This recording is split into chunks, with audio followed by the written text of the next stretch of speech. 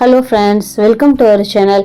இன்னைக்கு நம்ம சேனலில் ரொம்பவே டிஃப்ரெண்ட்டான ரொம்பவே சிம்பிளான ஒரு பேபிகார்ன் பிரியாணி ரெசிபி தான் எப்படி செய்யறதுன்னு பார்க்க போகிறோம். இந்த ரெசிபி பண்ணுறதுக்கு 1 கப் அளவுக்கு பாஸ்மதி அரிசியை 1/2 அன் ஹவருக்கு முன்னாடியே தண்ணியில் இந்த மாதிரி நல்லா ஊற வச்சுக்கலாம். இது அப்ராக்சிமேட்டாக ஒரு 200 கிராம் அளவுக்கு அரிசி இருக்கும். நம்ம எடுக்கிற 200 கிராம் பேபிகார்னுக்கு 200 கிராம் அரிசியோட அளவு கரெக்டாக இருக்கும். இந்த மாதிரி அரிசியை ஊற வச்சு செய்கிறப்ப நல்லா லென்த்தியாக சாஃப்டாக வரும்.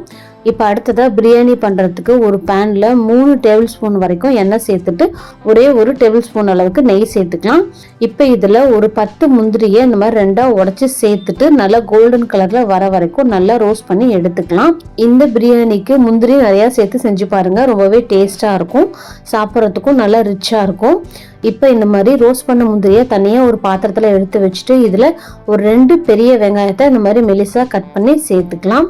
நம்ம பிரியாணி செய்கிற அதே ப்ராசஸில் தான் இந்த பேபிகார்ன் பிரியாணியும் செய்ய போகிறோம்.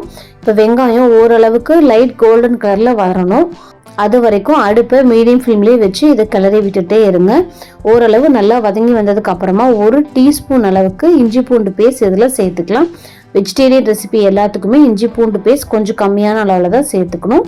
இல்லை அப்படின்னா அதோட ஃப்ளேவர் தான் ரொம்ப டாமினேட் பண்ணுற மாதிரி இருக்கும்.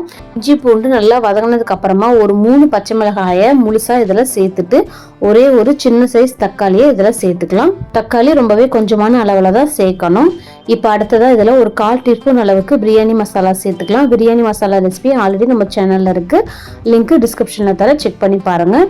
இப்போ இதில் காரத்துக்காக 1 டீஸ்பூன் அளவுக்கு தனி மிளகாய் தூள் சேர்த்துட்டு இப்போ இது ரெண்டையுமே நல்லா மிக்ஸ் பண்ணி விட்டுறலாம். நம்ம மிளகாயை முழுசாக தான் சேர்த்துருக்கோம் அப்படிங்கிறனால அதிலிருந்து காரம் இறங்காது. மிளகாத்தூள் 1 டீஸ்பூன் அளவுக்கு சேர்த்துக்கோங்க.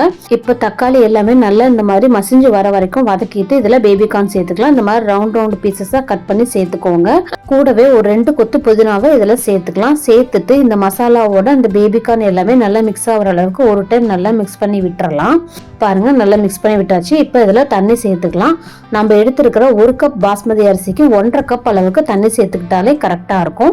நம்ம ஆல்ரெடி 1/2 மணி நேரம் ஊற வச்சிருக்கோம் அப்படிங்கிறனால இந்த அளவு தண்ணி கரெக்டாக இருக்கும். இப்போ இதில் 1 டீஸ்பூன் அளவுக்கு உப்பு சேர்த்துட்டு நல்லா ஒரு டைம் மிக்ஸ் பண்ணி விட்டுட்டு இதை நல்லா கொதிக்க விடலாம். நல்லா கொதிச்சதுக்கு அப்புறமா தான் நம்ம இதில் அரிசி சேர்க்கணும். பாருங்க, நல்லா இந்த அளவுக்கு கொதி வரணும். கொதிச்சதுக்கு அப்புறமா நம்ம ஊற வச்சிருக்க பாஸ்மதி அரிசியை தண்ணியெல்லாம் வடிச்சிட்டு இதில் சேர்த்துக்கலாம். சேர்த்துட்டு ஒரு டைம் மட்டும் நல்லா மிக்ஸ் பண்ணி விட்டுருங்க. இப்போ இதில் இருக்கிற தண்ணி எல்லாமே இப்போ அடுப்பை ஹை ஃப்ளேம்லேயே வச்சுட்டு இதை நல்லா கொதிக்க விடுங்க. நல்லா கொதிச்சு தண்ணியெல்லாம் ஒரு 80% சுண்டுனதுக்கு அப்புறமா நாம் இதை மூடி போட்டு விசில் விட்டுறலாம். பாருங்க, அரிசியெல்லாம் நல்லா லென்த்தாக ஆரம்பிச்சிருச்சு. ஒரு 50%க்கு மேலேயே நல்லா வெந்திருக்கு. இப்போ இதை இந்த மாதிரி லெவல் பண்ணி விட்டுருங்க. நம்ம சேர்த்துருக்கிற அரிசிக்கு மேலே லைட்டாக தண்ணி நிற்கிற மாதிரி இருக்கணும். இப்போ இதை மூடி போட்டுட்டு ஒரு விசில் மட்டும் ஹை ஃப்ளேமில் வச்சுட்டு அதுக்கப்புறமா ஒரு 5 நிமிஷம் இதை லோ ஃப்ளேமில் வச்சுட்டு நம்ம இதை இறக்கிடலாம். ஹை ஃப்ளேம்லேயே அரிசி நல்லா குக் ஆயிரும். லோ ஃப்ளேமில் 5 நிமிஷம் வைக்கிறப்ப நல்லா தம்மாகி நல்லா புழுங்கி நமக்கு வந்துடும். இப்போ பாருங்கள், அதே மாதிரி நான் ஒரு விசில் விட்டு 5 நிமிஷம் லோ ஃப்ளேமில் வச்சுட்டு ஒரு 15 நிமிஷத்துக்கு அப்புறமா இதை ஓப்பன் பண்ணி பார்க்குறேன். நல்லாவே பர்ஃபெக்டாக குக்காகி வந்திருக்கு. சாதம்லாம் நல்லா லென்த்தியாக வந்திருக்கு. பாருங்கள், நீங்கள் சூடாக இருக்கும்போது இதை லைட்டாக மட்டும் கிளறி விடுங்க. பாஸ்மதி அரிசி சூடாக இருக்கும்போது ரொம்ப கிளறிட்டிங்க அப்படின்னா ரொம்ப உடஞ்சிரும். இப்போ இதெல்லாம் நம்ம ரோஸ்ட் பண்ணி எடுத்து வச்சிருக்க முந்திரியை சேர்த்துடலாம். இந்த பேபிகார்ன் பிரியாணி ஒரு லைட் ஸ்வீட்னஸோட சாப்பிட்றதுக்கு ரொம்பவே ஃப்ளேவர்ஃபுல்லாக இருக்கும். குழந்தைங்களுக்கு இந்த மெத்தடில் நீங்கள் பிரியாணி செஞ்சு கொடுக்குறப்ப ரொம்பவே விரும்பி சாப்பிடுவாங்க. இந்த ரெசிபியை ட்ரை பண்ணி பார்த்துட்டு எப்படி வந்துச்சுன்னு எனக்கு கமெண்ட்ஸில் சொல்லுங்கள். நம்ம சேனல்லே நிறைய பிரியாணி, புலாவ், வெரைட்டி ரைஸ் ரெசிபிலாம் போட்டிருக்கோம். அதோட லிங்க்கும் டிஸ்கிரிப்ஷனில் தானே, கண்டிப்பாக செக் பண்ணி பாருங்கள். நம்ம சேனல் உங்களுக்கு பிடிச்சிருந்தா லைக் பண்ணுங்கள், ஷேர் பண்ணுங்கள், மறக்காமல் சப்ஸ்கிரைப் பண்ணுங்கள். தேங்க்யூ.